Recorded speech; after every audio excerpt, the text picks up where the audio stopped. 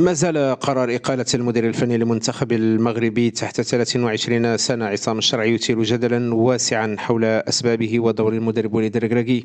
فيه وخلفيته في هذا التوقيت بالذات، حيث لم تعد تفصل عن منافسات الألعاب الأولمبية بباريس الفرنسية خلال الصيف القادم سوى 4 أشهر فقط، وتتضارب الآراء حول الجهة التي كانت وراء إقالة المدرب الشرعي من منصبه رغم تحقيقه الأهداف المتفق عليها مع الاتحاد المغربي لكرة القدم، من أبرزها قيادة الأولمبي المغربي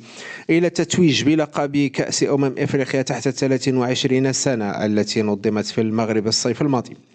وذهب عدد من متابعي الأولمبي المغربي إلى أن المدير الفني لمنتخب أسود الأطلس وليد الركراكي كان وراء إقالة المدرب عصام الشرعي من منصبه، باعتباره مسؤولا أيضا عن المنتخب الأولمبي بالموازاة مع تدريب المنتخب الأول.